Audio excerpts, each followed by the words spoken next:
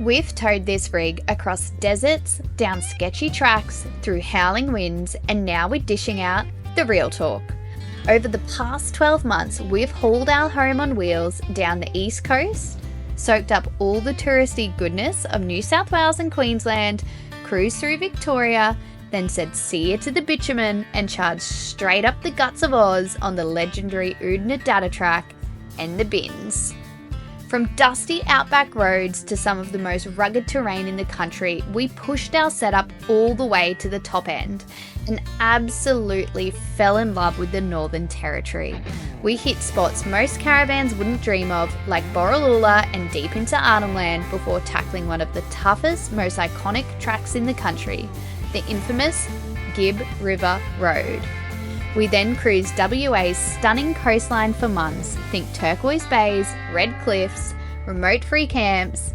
Eventually, we crossed the mighty Nullarbor, made our way into South Australia, and then rolled on home to sunny Queensland. A little dustier, a little wiser, and with about 40,000 Ks clocked on the car and caravan. That's 40,000 Ks across some of the hardest roads this country has to offer. Corrugations that'll rattle your feelings out, river crossings, sandy tracks, and plenty of uh-oh moments. So yes, we reckon we're pretty qualified to spill the beans on what's worked, what's fallen apart, and what we'd never leave home without. From the things we'd recommend to anyone, to the gear that should have stayed on the shelf, we're laying it all out. The good, the bad, the bogged, the broken. It's been one hell of a lap, and this is our 12-month review.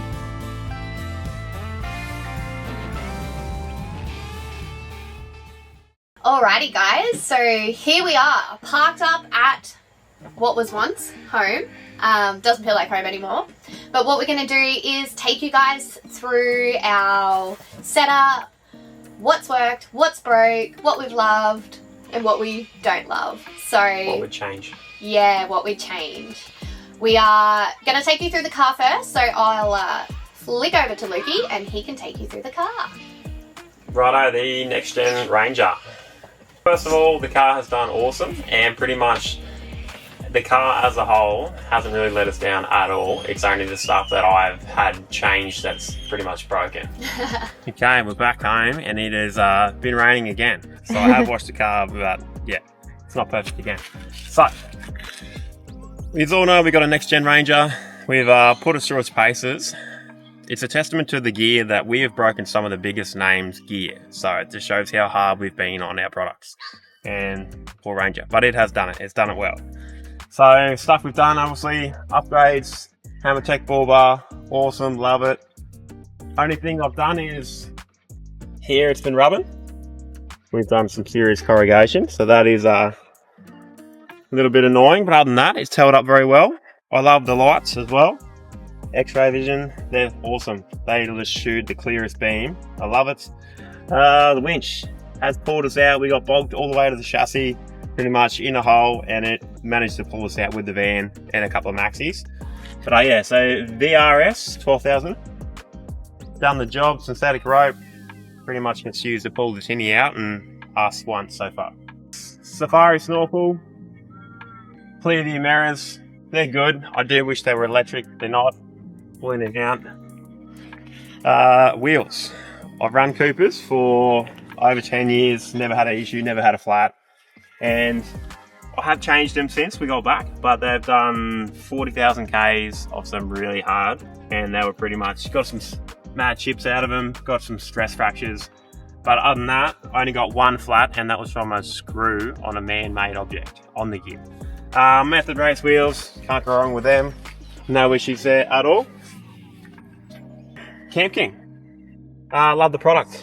It's done it well, held up.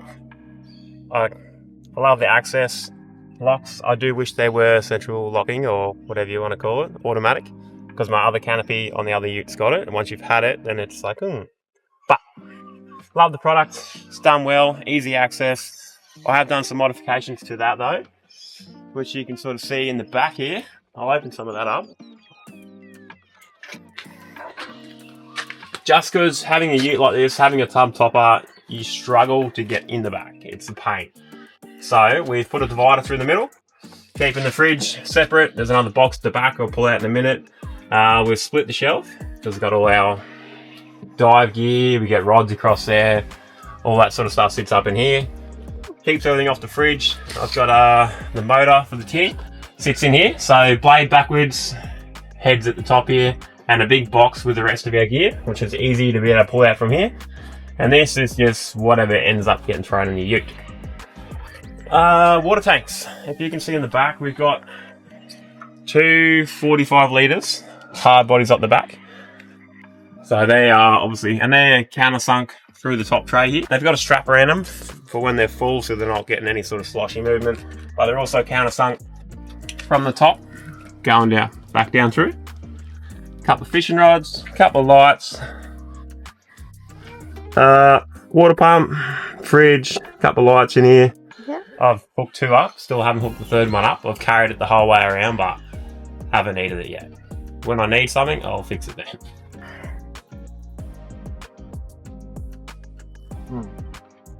You got a tray which is beginning to get hard to pull out. So I've done and watched some tray, super heavy. It's copped a heap of corrugation. So I don't know if there's a better option, or maybe I shouldn't have put my box with the fridge. It's a fair bit of weight. It's a heavy duty one, but yeah, it's getting stiff. Tools, all kind of excess gear. Something on the back. Chopping board, a little solo blanket sits in there as well. Running iTech 120 in the back. We've got the iTech World little system on the front and a King's inverter. And in the back there, you'll see the DC charger, which is also energized. I tried to keep everything mixed, not mix match anything. So anything we buy, it needs to be out of the fit from the car to the van. If we blow a water pump, we've got the same water pump in here. If we blow DC charger, it's the same as the van as well. So everything I tried to buy is interchangeable, except this, because we had to buy it in Cooper Pedy and it cost me an arm and a leg, but we wanted something at that point in time. Water pump system, I did make a little hatch so we can get in it, but when you pull it all off, this is what we're looking at. So identical pump that runs in the van, and it's loop system, push-pull system, hence we've got all these little taps here. So you can push and pull without going into the actual main tank, or you can just suck water out of a creek. You can do whatever you want to do with it. So really handy, especially if you are going to stay off grid or you don't want to contaminate your water there. You can just push and pull without actually going into your tank. You can do whatever you want. Highly recommend doing a pump system like that. Stone stopper, every van should have one. Probably could have went a little bit wider, hence my wheels are slightly sticking out. What else we got? This suspension. We have got the BP51 ARB suspension with constant 600s in it. So very well known suspension, has done the job. We have absolutely given it hell though, and we did blow bushes. So leading into what we've broken, top bushes went pretty much in the rear, and then the bottom went straight after it. So totally fogged out, totally chewed up. Got ARB to replace one top, the bottom I replaced, and the bush they supplied was not the same bush that was fitted from factory. So whether they've updated it or they've changed it anyway. So hopefully this year it's going to hold up, but we'll get back to you with that. But it's a $25 part at the end of the day. It's not that expensive. Also, what we did have when we hit Darwin, but these leaves here actually stepped out sideways. So you can see the bottom one there is not exactly in line. But I took it to ARB in Darwin and they fit me in straight away to try and jack it up and put them all back straight. Okay, while you're under there, you would have noticed it's all black and shiny at the moment. So we had some rust proofing done through Ford from the get-go, and it wasn't great. So now it's all black and shiny under there. Yeah, but it had very light surface rust, pretty much all over it. All over the chassis. All over the chassis. So I sort of took it to Ford, saying, you know, what's the go? I've had another car since 2014. It does not look like this. Why is there surface rust on it? And this product here in the fine print, which they supplied me with, doesn't connect to the chassis. I'm not a big, I don't read fine print pretty much. So that's more a Zoe thing. And I've just taken their word for it as their heavy duty rust proofing with lifetime warranty, thinking, yep, she's going to be smicko, going to be sweet. Turns out it doesn't cover the chassis, and in the fine print, if you go on the beach more than 12 times in a 12-month period, it non-voids all warranty on top of that. So pretty much we got no warranty on our lifetime warranty. That's why you buy the product to go on the beach. But we took it to Timeless to get some black stuff sprayed on her all. They said it'd touch it up, it'd clean it up. So they cleaned all the surface rust off. They've put it all on. She all looks smicko now. And there's, you can go on the beach and it's got a 10-year warranty, which is lifetime. So we'll see. We'll see how this holds up. What else did we break? Winch done really good. It was fitted for us with the bull bar, which is a whole little issue in itself. They fitted the wrong bull bar on. And then once you got the right bull bar on, they fitted the head unit to the 12,000 pound winch, which has two M6 nuts 16 mil apart, and they fitted it to a plastic bracket which goes across the front, which was never going to hold up. They should never have done it. It was done. So pretty much that there was bouncing around the radiator on the Gibb, wanting to put a hole in the radiator. So was not very impressed about that. The transcooler was overfilled, so we pretty much had the transcooler fit on. They checked it twice. Ford checked it, and then another Ford pulled me up because I had overflow of it, and we said, righto, something's wrong here. And we pretty much got there, and they said, oh, it's just been way overfilled. So 3 people checked it, and then finally a Ford checked it for me the second time, and they picked it up. We did have a hose rub through, actually. When you change your transcooler, you have to loop the system in the back, and there's a hose there that you've actually got to turn around, but they put it up against the engine mount, so it was rubbing on across the Gibb, and it put a small hole in it. But it was when we'd pulled up and we woke up in the morning, pretty much all the coolant's on the ground, we were going nowhere on the Gibb. So we did a little bushman fix with the boys, and it got us through all the way to Nullarbor and back, which was pretty cool. And then we got it fixed in Broome. Diesel management system, or fuel filter system, whatever you want to call it, that's been added on as well. What else have I forgotten? Scan gauge. Scan gauge. Oh, I bought it in the anticipation if something went wrong, we could clear it, we could try and get out of where we needed to go. What I actually ended up using it more for was the fuel consumption. So heading out to Nullarbor and stuff like that, or Arnhem Land, it's a big drive, you go out there, it's sandy, you're fully heavy, you're heading out, and then when you come back, you're trying to gauge about where you are. And you can count your litres instead of trying to count your Ks, because your Ks were never accurate because you're going back twice as light as when you went out there. So that was good, because we got back and we still had 20 litres, but 20 litres is 1 bar because I've got a long range tank in the vehicle. So 20 litres is what I got back with, and in my mind, looking at the little lights, we figured we were going to be with nothing. So I like scan gauge for the fuel consumption and being able to watch that. Front runner, Dometic roof rack system. It's not real loud, does the job. The paintwork is not held up at all. It's got surface rust again, the bolts. I don't particularly like this system. For one, you tie something to it, you start stretching, you start moving everything. The only way to tighten the bolts up that hold it on again is to take the entire roof off your car and tighten it from the bottom. That, in my mind, is a ridiculous system. And if I'd looked into it better, I would never have went with that. But it's on there now, and touch wood, it's still solid, but I don't know. I'd like to be able to check it.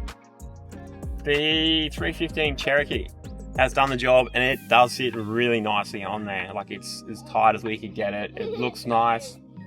It is a very small boat for a family of 4. But done the job. We've had a Suzuki 15, it's never missed a beat. We had one little issue with the fuel line, which I had to replace. Other than that, it's done the job very well. So we are looking at upgrading the tinny just to get a little bit more space. We honestly didn't realise how much time we were going to spend in the water, fishing and everything else. So that's going to be a little investment soon. We're going to upgrade that.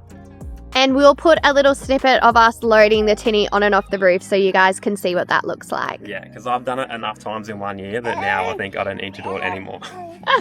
My uncles have said, they're like, oh, that's a young man's setup. And yeah, it does get old throwing it up by yourself. Only at the end of the day, you've done it. You've been out for like 4 days straight. And then, yeah, you get tired and I don't know. Maybe I got to lift more weights or something. Alright, so hopefully that's given you guys a bit of a look at our mods, what's broke on the car and stuff. What we're going to do now is quickly talk about the performance in terms of fuel consumption and towing capacity. So Luke is the person to talk to about this, not me. Fuel consumption. Okay, so we fully loaded, cruising around, we're running at 21 litres per 100. Coming back home from Adelaide, fully with as dry as we could be, we got it all the way down to 17.9. So as soon as the van's off, you're dropping way back though. You're not running any of those numbers, but that's pretty much an average. I try to stick to that 21 pretty much. On a full headwind, fully loaded, we have actually had to drop back to 70 k's an hour, and like, you were putting your foot down, it was revving, but we weren't going any quicker. So we just cruised along at 70. Yeah. We've only had that happen once though. Yeah, and it was super windy, like you could feel it. Shaking the car. Yeah, there weren't many cars on the road that day. So we didn't have far to go, so we just punched along at 70, and yeah, we got there. And how does it tow? Tow's awesome. So we would be up around that 6.4 tonne. Tows it well. We've been in the Glasshouse Mountains, we've been in the Blue Mountains, fully loaded, some crazy steep hills, and yeah, having that 10 speed just allows you to get down in the gears and it just keeps pulling. So it does really well. Yeah.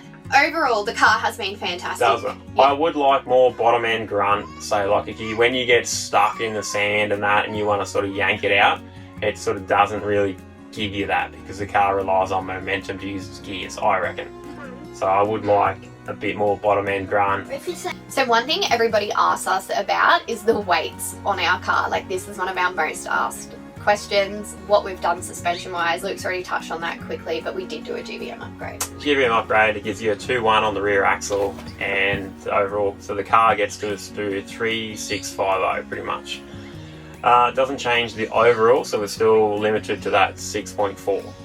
But the car, we can have more, it gives you more on the rear axle, and that's sort of what we needed. So we went with the ARB Constant 600s with the BP51 shock, which the system did good. It's done it all. We did blow the rubbers in the actual bush, but other than that, fitted by Ford, they did snorkel as well. There's been no other real issues other than the bushes. Alright, so having been on the road for a year, we think we're pretty biased to talk about what we would change if we would have a completely different car setup, what we'd do differently. So from my perspective, I would love to have higher weight. So I would love to be able to have a bigger tinny, carry more with us, tow a bigger van. So weights would be one thing initially, and this is a sore point in our household, is Luke wanted a 79 and I can't drive a manual car, and we also couldn't get one in time. We were limited to what cars. We could have got a second-hand one. We were limited to what cars we could get because we needed a car quickly. So honestly, I would probably straight off the bat go with something that had the highest GBM. If you have got any inkling that you might do it for a longer period than what you set out to do, give yourself the room to grow. Like it's a lot better to buy a bigger van or than having to buy, like we're governed by our car. We can't get too much bigger of a boat, we can't get a bigger van, we can't add any more weight because we're governed by the car. So yeah. But it's small, it's compact, we can hammer tracks, we've done everything we needed to do in it. It is good, it's only the fact that we are doing this as a lifestyle now. Yeah. And it's sort of limiting us to what we can carry. Alright, so that takes us on to the caravan. So we do have a JB Gator X. It is an 18-foot van. It is one of the most compact family vans you can get. It has been fantastic. We have flogged the hell out of it. It has been everywhere and done everything and very rarely missed a beat. We've never had any major problems. So what we're going to do is Lukey is going to take you around the outside, have a chat about what we've added on and things that have broken, and then I'm going to bring you inside for an inside tour.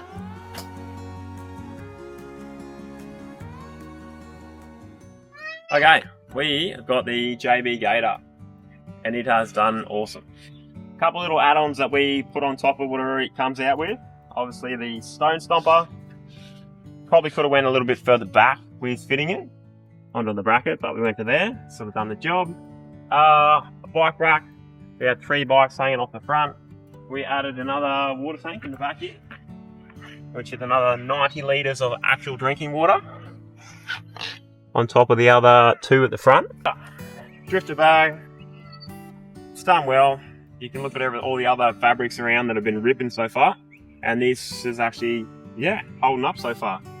On the roof, we've added another 2 100 solar panels at the very front. I'll just show you them.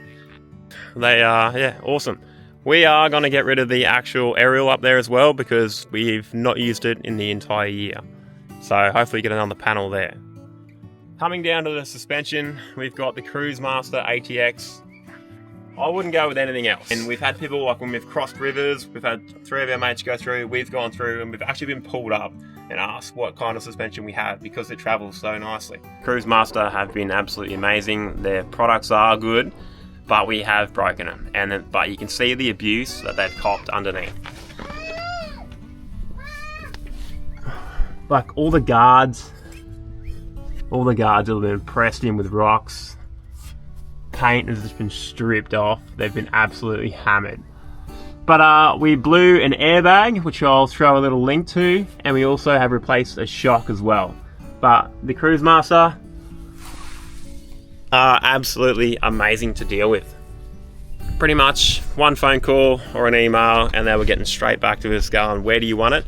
It's going to take X amount of time. And they let us put it in as well. And they said you can go get it fitted.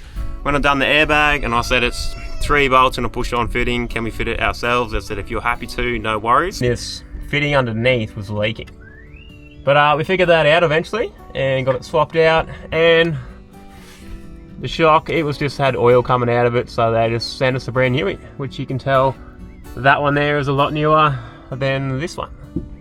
Other damage while we're under here, Oodnadatta again, copped a rock on the toilet fitting underneath here. So this one here's now got a little steel one, but it had a plastic one at the start. Copped a rock, pretty much disintegrated. Put a steel one on from the pink Roadhouse, and we were off. This one here, copped a rock underneath as well. It bent the guard back, not a rock, we bottomed out in a gully actually, and that sort of just bent that back on us.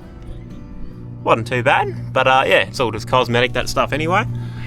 We've gone through a set of wheels already, but that's just me being over precautious, and I'm not running them down pretty much. But I think we had heat stress cracks, and we had a big chamfer on one side. So pretty much it was time for me to swap them out. Swap them out. Our brakes held up as well. So many people on the road with us were losing brakes, snapping cables, having all kinds of brake issues, and we didn't have any, which is quite surprising. There's been grit in there, it's wearing the drum a little bit, but no one's worried about it yet, so we're going to keep going with what we got. The hot water system, I had to bridge this out. They give us a code for the ECO, so we got that. I was managed to bridge it out just to get us through, but that wasn't a major problem, but it was still something that arose on the road. With the awning, so it's held up. Starting to get a little bit frayed on the stretching from the amount of wind and abuse it's copped. With the rattling, we've actually lost the little windy in and out here. So I've just put a screw in that, which now is a screwdriver job. And one of the bolts on the inside rattled out, which is also, I don't know, probably maintenance on my behalf, not keeping up to it. But it's all working now. And the little window clips is another one. You always got to check them, so you'll feel them as you're turning them one way or the other, then they'll get real loose. There is a little spring and ball bearing in them. If you do not tighten them up, it will come off. So I got one and it was pretty much nearly about to fall off of my hand. So we tightened them all up again. I've done them twice in the whole year. I just went around to every window and just nipped them up. There's little screws on all your panels. I'll go around and check them. as well. But other than that, it's all superficial stuff, so go the Gator. Welcome to the Arnold's humble abode. Alright, come with me, guys. So what we're going to do is cover off the things we like, things we've changed, and what's broken. So come with me. Alright, so first off, you'll see our bed. It's a east-west facing bed. Honestly, I would change that. Having a baby full-time on the road, getting up has been a pain in the bum. I sleep over this side because Luke is too long. His feet hang off the bed anyway. So I'm forever climbing over him to get to the kids, which is a pain. So I would consider that when purchasing a van, although it has done the job and made the van very compact. What we have on the bed here, highly recommend. Get yourselves a throw rug. This one's from Sunny Scenes. It's fantastic. We did have another brand originally when we left. It wasn't as big. Honestly, the pattern wasn't as nice. This one is 100% cotton, so it won't upset you with allergies and stuff. And it's machine washable. It's also got two sides. So here you can see it's got the beautiful blue side, and then the main side is this one. So we use this as a throw over the bed. It means that the kids aren't coming in and putting crumbs all over our bed, because there's nothing worse at the end of the day if you've been on the beach and you're at like a dirty campsite, getting into bed and there's grit, sand, dirt, etc. So we have this, we can just flick it off, but it also doubles as an awesome picnic rug, beach rug. It's excellent, highly recommend. I'll pop a code up here for you guys. I've managed to secure one, 10% off, hit it up, amazing. Alrighty, so inside the van, obviously, like I said, bed, cupboards here are just all clothing, 3 of which are mine. I always say to everyone, you don't need many clothes on the road. Don't listen to me. I have 3 cupboards full of clothes. Here is all pantry stuff, plenty of room. We've also got cupboard under here, pots and pans. Come through, Lukey. I would never travel without an oven. I know that's like a controversial topic and probably not popular opinion. Many people actually take out this when they're building a van. I wouldn't personally, because I love cooking. I use it every day pretty much. We're always making sourdough.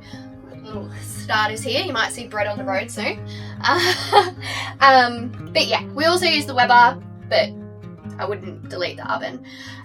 More storage, camera gear stored in here. Got a bunch of drawers here, just kitchen utensils, cutlery, that kind of thing. And yeah, microwave, full-size fridge. Would not go with a smaller sized fridge. Definitely a must. And then we have the kids' quarters over here. We have Riker on the top bunk. Big brother always gets dibs on that. And then little Reefy down here on this bottom bunk. So kids, pretty basic setup. We've got up in here, all Riker's toys sit at the back. And then they've got pockets for storage of their books, pencils and that kind of thing. And then Reefy's is set up the same. They've got 2 drawers down the bottom, drawer each for clothes, and yeah, that's pretty much it. We've also got, which is super handy, a bathroom and shower in the van. Do not travel without a bathroom and shower. Absolutely not. It gets old very quick. Here we have the combo shower and toilet. Washing machine. Definitely have a washing machine if you've got little kids. This is only a little 3 kilo, but it absolutely does the job. It gets us out of trouble. You know, kids have a million changes of clothes a day. You can chuck it in there. It's good. Awesome. Doesn't use much water. We just chuck it on a quick wash. Toilet, shower. The combo was something we were a little bit hesitant about. We kind of wanted them separate, but we wanted to keep our van compact. But it's actually been a blessing in disguise, right? So Riker's been toilet training while we're on the road. He's a little boy. Need I say more? It's very nice to be able to get the shower head and just rinse things down. So not bad. And we all fit in here. We've had family showers. Very cozy. Very cozy. Alright, so what we've added to the van, so from standard, we added a caravan. Absolute must if you're planning to be on dirt roads. Anything dirty, dusty, it's a lifesaver. Flick it on and we honestly, do not get dirt inside the van. Like, it is smicko. The only spot we get any dust is under here, like sort of in where the wheel arches are, under the lounge. What else have we added? We added Sirocco fans in the kids' bedrooms. Riker just has his on 24/7. Yeah, Riker always has his on. He can't sleep without it. And yeah, we've added a couple of like little things, just like little hooks to hang things. They're the suction ones. You see everyone uses them. They're just from Bunnings, but they are awesome. They've never ever come off. They're great. So you would have seen we added a extra tank to our van. So that was purely added as drinking water. Sometimes when you're remote, you don't have access to the nicest water. So it's great when you do to fill up. So we have that separate on a separate line. It's got a separate pump system. It's got an inline filter. We can separate it so we know that we're getting good water. What you guys are waiting to hear is what we have broken inside. So come with me. This is probably, you know, the biggest concern of mine is there's a hairline fracture here. JB are aware of it and it's booked in to get done in literally a couple of weeks. They've been fantastic. They organised it very quickly for us. They've always come back to us via email within a day or two. So they've been really good to deal with from a warranty perspective. Inside, we've not really broken too much. Things have been pretty good. We have had screws rattle out. To be honest, our microwave nearly fell out once. Luke ridgy-didged her all back up, screwed the brackets back in, and it's been fine ever since. That was on the Gibb, babe. Yeah, on the Gibb. So that's all been sorted now. Had some little screws come out, like in the oven. These sort of rattle out. Look, like you can see this one here has come out. One thing that's very common is fridges breaking. So we have seen fridges with doors fly off. We've seen them all come loose. Ours at the top at one point. Reese got hurt and I looked after him. That's very What nice. have you done to looking your after brother? your brother. Crashed him in Linda's points over there. Oh, is he all good? Yeah, he's fine. Oh, okay. Looking after him Good boy. and holding his hand. Thanks, right. Good boy. So, Reese, you want to go? Good to know the boys are looking out for each other. But what I was saying is this has actually come off slightly in the past. So about my pinky gap, we could slide in there. Again, we've tightened it all. It actually gets tightened via these little things inside here. So you can pop these off and then there's screws and it screws all back in. So we did that and she's been good ever since.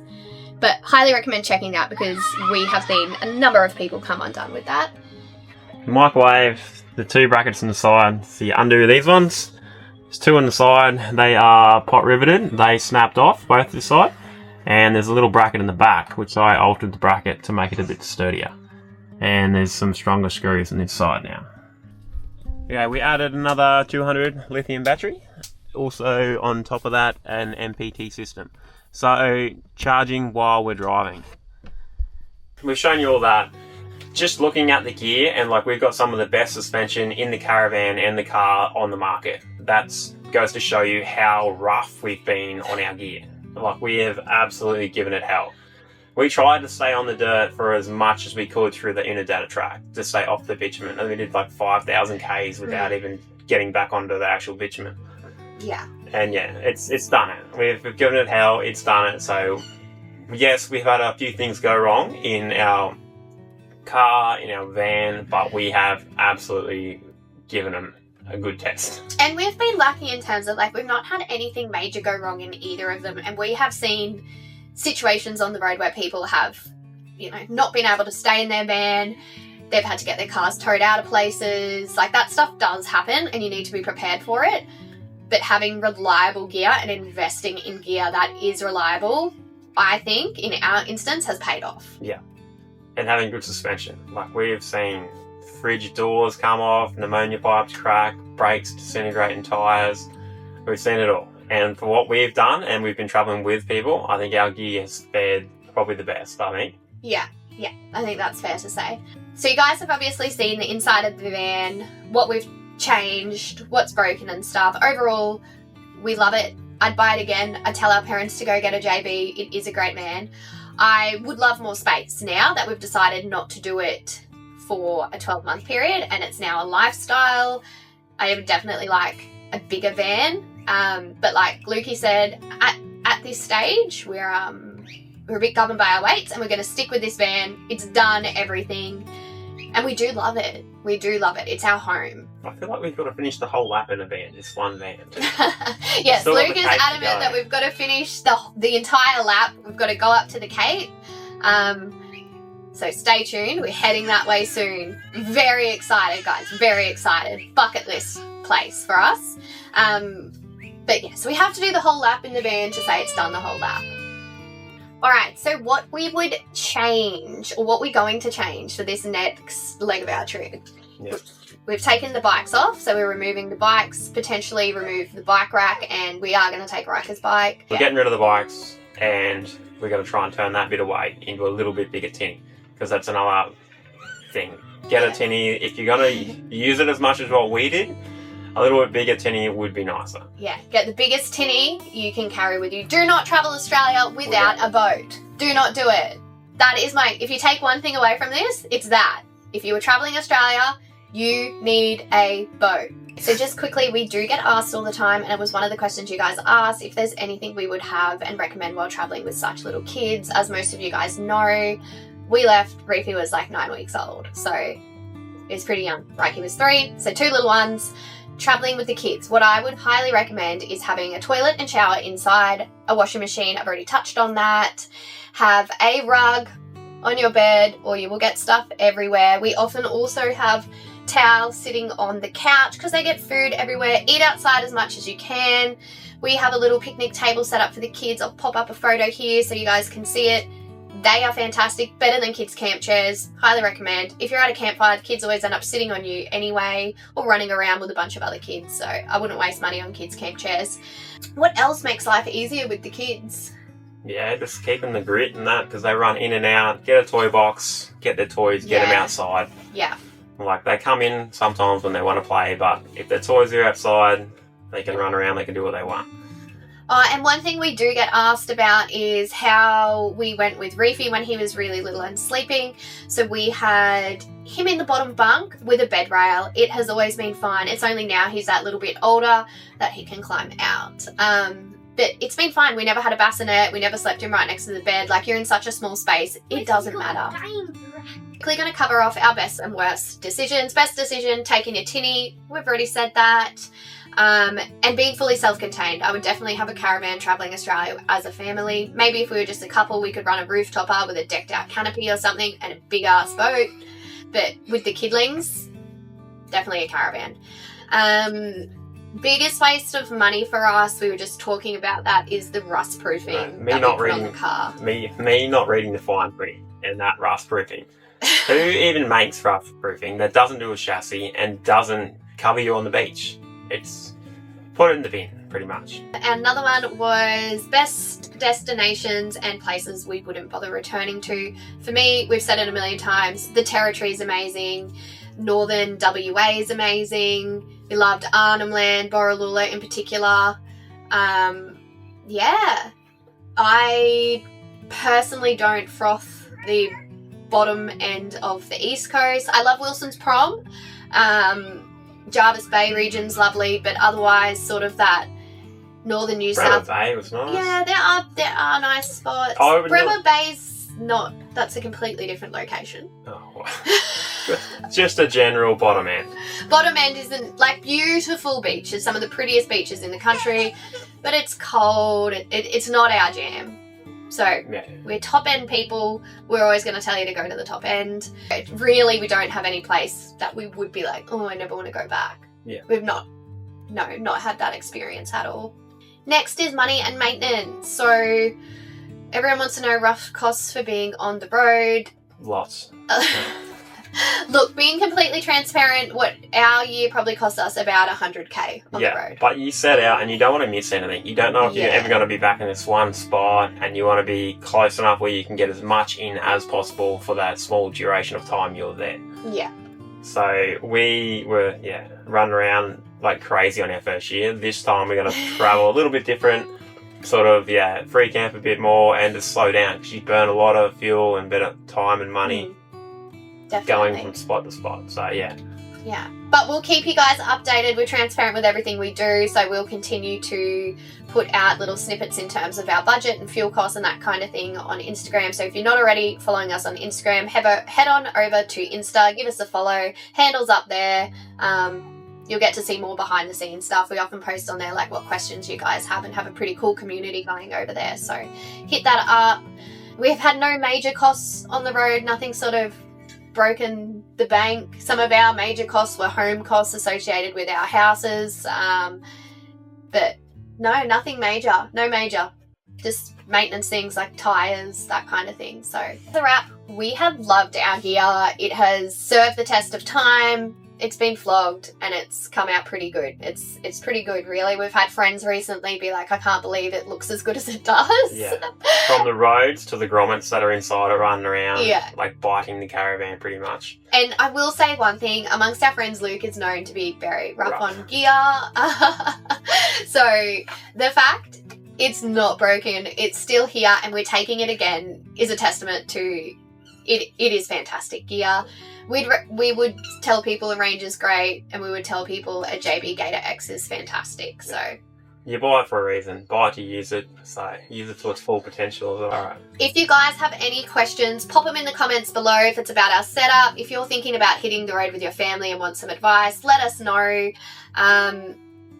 It's been the best year of our lives. It's been fantastic. I just wish more families would go do it. It's such an incredible lifestyle. There's so much out there in Australia to see. Hit it up, get out there, get exploring. Get amongst it, guys. We'll see you next Friday. We've got a couple of episodes coming from around the Brizzy area. And then you want to stay tuned because we have some of our best adventures yet planned for you guys for the later half of this year. If you haven't already, subscribe. It does help us. It keeps us on the road making this kind of content for you guys. So do that. It doesn't cost you anything, but it helps us out. And then come on, guys. Let's say bye. All right. Everyone say bye. Bye. Hey, Rika, what did you love about being on the road on our family trip? Can you tell YouTube what you loved? Traveling around Australia. Woo! Traveling Australia.